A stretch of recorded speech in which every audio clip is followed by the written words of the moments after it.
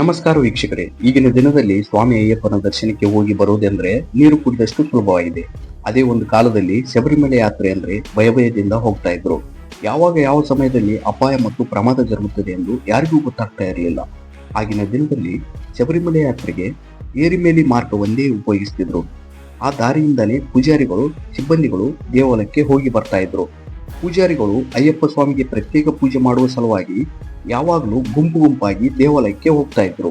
ಶಬರಿಮಲೆ ಪೂರ್ತಿಯಾಗಿ ದಟ್ಟ ಕಾಡು ಆಗಿರುವುದರಿಂದ ಗುಂಪಾಗಿ ಹೋಗುವುದು ರೂಢಿಯಲ್ಲಿತ್ತು. ಈಗಲೂ ಕೂಡ ಅಯ್ಯಪ್ಪ ಭಕ್ತರು ಅದೇ ಮುಂದುವರಿಸಿದ್ದಾರೆ.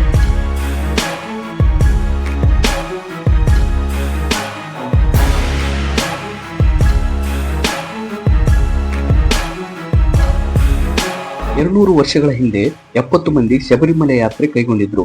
ಆ ವರ್ಷ ದೇವಾಲಯದ ಮೇಲೆ ಹೋಗಿ ನೋಡಿದಾಗ ಒಣಗಿದ ಹುಲ್ಲು ಮತ್ತು ಎಲೆಗಳಿಂದ ಸಂಪೂರ್ಣವಾಗಿ ಮುಚ್ಚಿ ಹೋಗಿತ್ತು. ಆ ದಿನದಲ್ಲಿ ಆ ಗರ್ಭಗುಡಿಯಲ್ಲಿ ಏಕಶಿಲ ವಿಗ್ರಹ ಮಾತ್ರವಿತ್ತು. ಆ ವಿಗ್ರಹಕ್ಕೆ ಪೂಜೆ ಮಾಡ್ತಿದ್ರು. 1909ರಲ್ಲಿ ದೇವಾಲಯದಲ್ಲಿ ಅಗ್ನಿ ಪ್ರಮಾದ ಜರುಗುತ್ತೆ.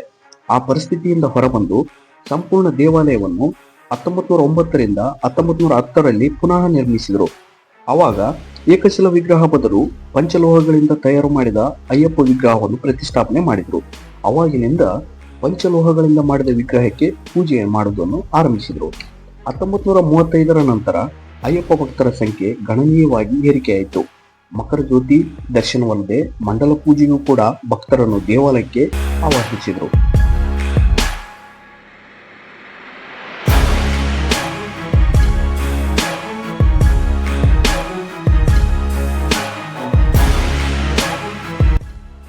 ಹೊಸದಾಗಿ ಚಾಲಕ್ಕಾಯಿ ಮಾರ್ಗ, ವಡಿಪರಿಯಾರ್ ಮಾರ್ಗ ಶಬರಿಮಲೆಗೆ ಹೋಗಲು ಅನುಕೂಲ ಮಾಡಿದ್ದರಿಂದ ಭಕ್ತರ ಸಂಖ್ಯೆ ದಿನೇ ದಿನೇ ಮತ್ತಷ್ಟು ಹೆಚ್ಚಾಗುತ್ತಾ ಹೋಯಿತು.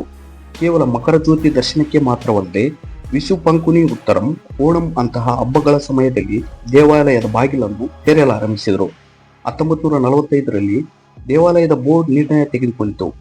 1950ರವರೆಗೂ ಪರಶುರಾಮರಿಂದ ನಿರ್ಮಾಣಗೊಂಡ ದೇವಾಲಯವು 3 ಬಾರಿ ಅಗ್ನಿಗೆ ಆಹುತಿಯಾಗಿದೆ.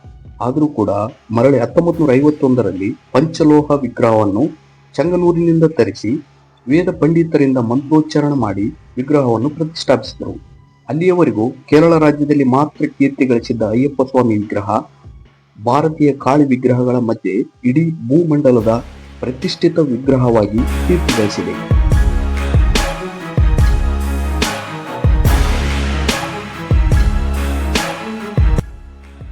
ನಮ್ಮ ಬೆಂಗಳೂರಿನ ಒಬ್ಬ ಭಕ್ತ ಗರ್ಭಗುಡಿಯ ಮೇಲ್ಭಾಗದ ಸುತ್ತಲೂ ಚಿನ್ನಲೇಪಿತ ಚಾವಣಿಯನ್ನಾಗಿ ಮಾರ್ಪಡಿಸಿದ್ದಾನೆ.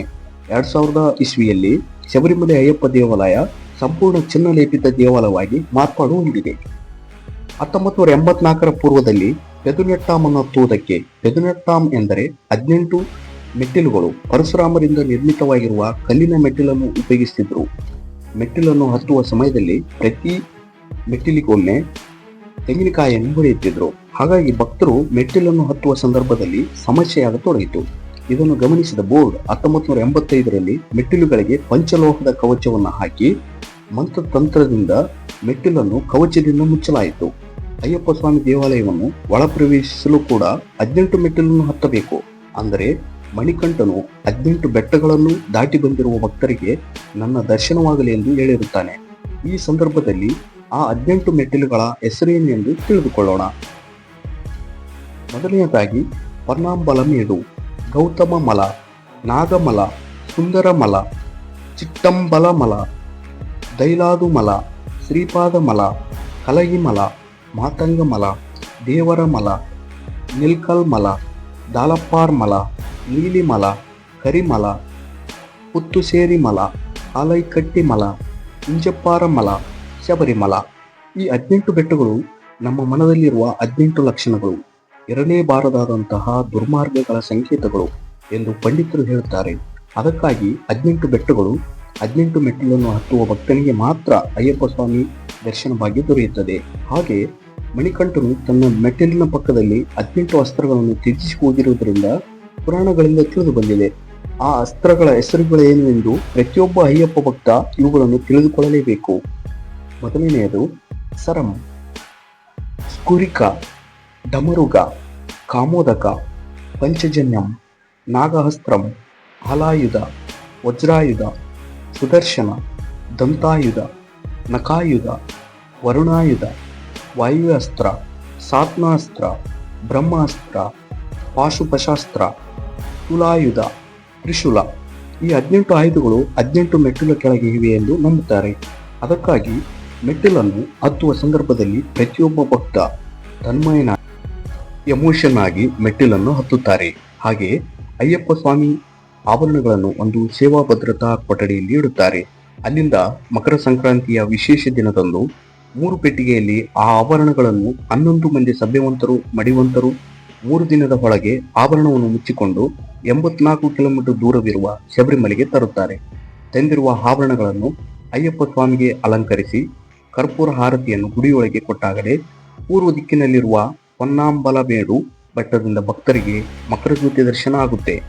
ಆ ಆಭರಣಗಳ ಜೊತೆ ಪಂದಲಂ ರಾಜವಂಶದಲ್ಲಿರುವ ದೊಡ್ಡವ ಖಡ್ಗವನ್ನು ಹಿಡಿದುಕೊಂಡು ನೀಲಿಮಲವರೆಗೂ ಬಂದು ಅಲ್ಲಿ ವಿಶ್ರಾಂತಿ ತೆಗೆದುಕೊಳ್ಳುತ್ತಾನೆ. ತಿರುಗಿ ಜನವರಿ 20ನೇ ದಿನ ಆಭರಣಗಳನ್ನು ಜೊತೆ ತೆಗೆದುಕೊಂಡು ಪಂದಲವರೆಗೂ ಹೋಗಿ ಆಭರಣಗಳನ್ನು ಭದ್ರವಾಗಿಡುತ್ತಾರೆ. ಇದೇ ಶಬರಿಮಲೆ ದೇವಾಲಯಕ್ಕಿರುವ ಪೂರ್ವ ಚರಿತ್ರೆ.